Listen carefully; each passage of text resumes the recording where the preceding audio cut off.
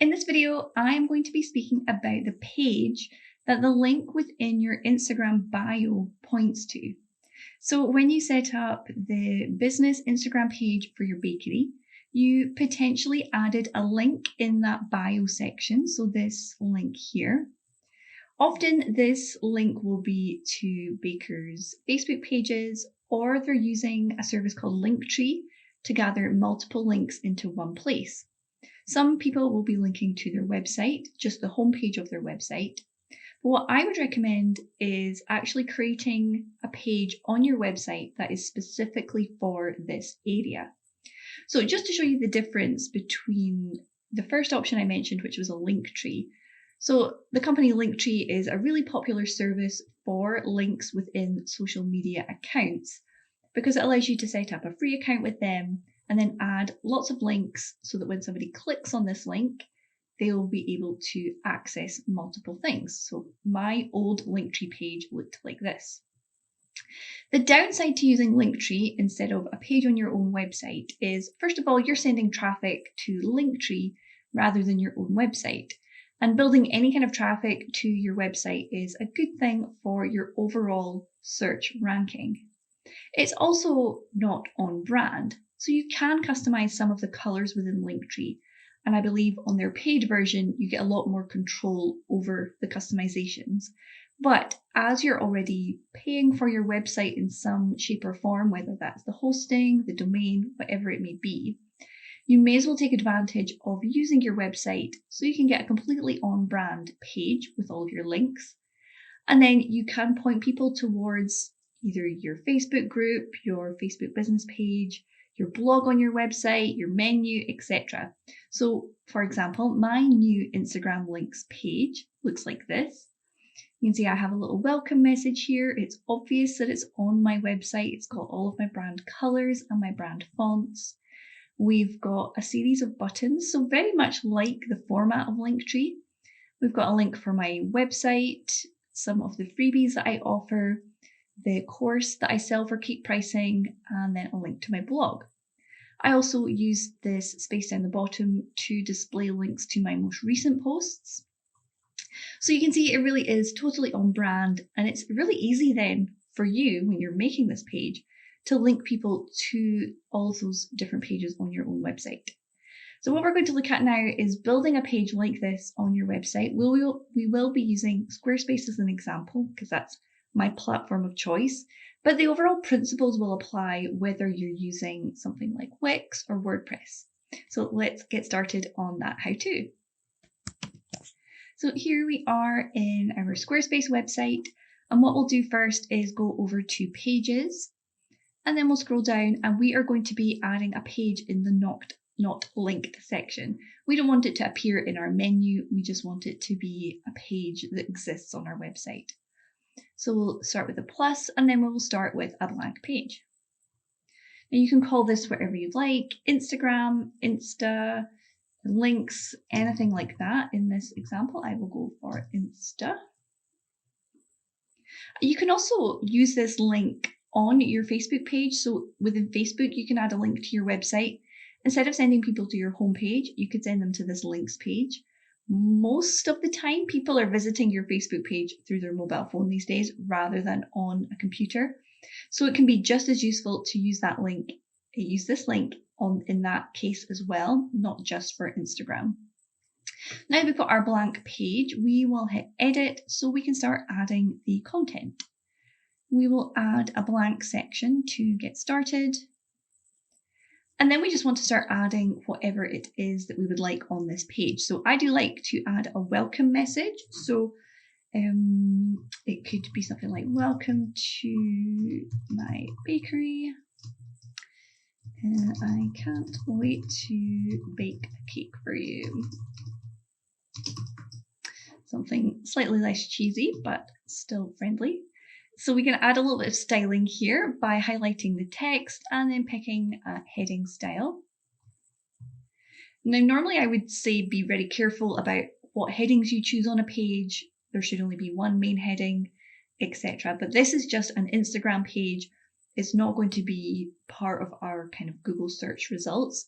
So all we're really thinking about in this case is styling. So we'll just make sure that's not too big and we'll go for heading 2. We can then highlight this and center this. One thing to remember when you're building out this page is nobody will actually be seeing it on a full screen. So every now and then you can test how it's looking by clicking this mobile preview button. And that'll just let you know how the page is looking for somebody viewing it on a mobile. So it's easier to build out on the full size, but just kind of keep switching back and forth to make sure it's looking as it should. Now, I just like to keep it simple and add a series of buttons. You can add really whatever content you like here, as long as you're being mindful about how it's going to display on a mobile phone. But we will stick with buttons in this example. So we'll click on this plus icon to bring up our block selector. Then we'll select button, and then you can pick the button style that's going to work best here. So the first link could be maybe order here if you want people to kind of, the easiest thing for people to do to be going on to place an order for one of your bakes. And then under link, you would link this to the order page on your website. If we use the backslash, that will bring up all of the pages on your site. So I will just choose contact in this example. Then really just thinking about what is most important for your customers and what is going to help them the most. So next up could be menu. Then we would link them to the menu page. Then it could potentially be the gallery page for your bakes. And I can say something like, see our cake gallery. And then you would link to the gallery. Obviously, I don't have these pages on my site, but you do get the idea. So add as many of these buttons as you would like. Another thing I like to add, as you saw in my example, is a link to either my blog or the products I sell. So as somebody's scrolling down this links page, they can get a little preview of some of my products or my blog posts. The easiest way to do that is to use the summary block. So we'll come in at the bottom here again and hit that plus. This time we will go with the summary block. So under select a page, you can choose either your blog or your shop if you have an online shop. I'll do the shop example first. So you can see our products have been brought in. Mine are obviously website templates. Yours will be delicious baking.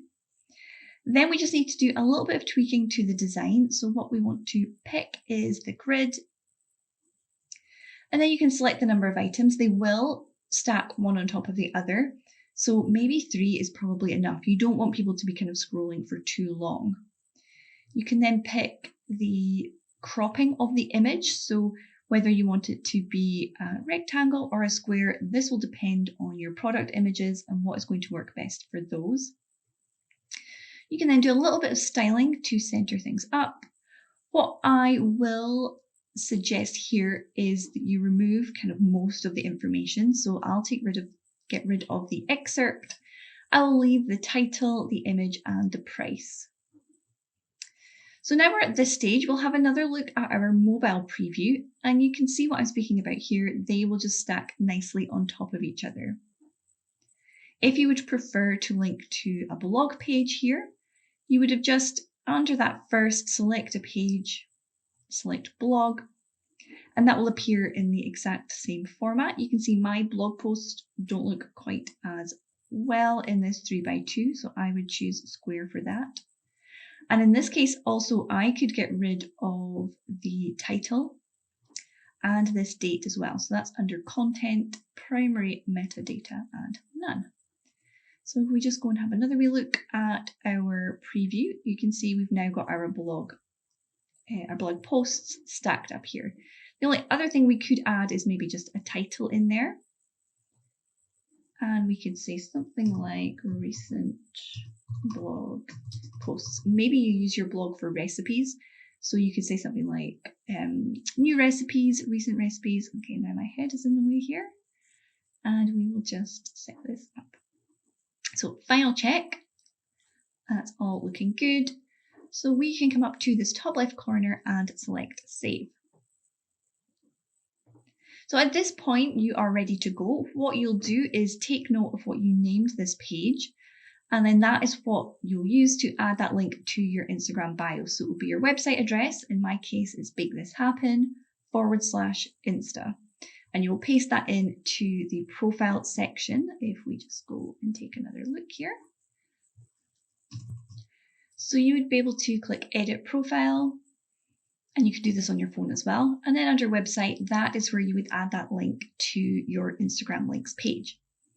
Now, that's really everything done. You may have noticed there's a small difference between the Instagram links page from my Instagram account. So if we go back to have a look at that, you can see my buttons go the full width.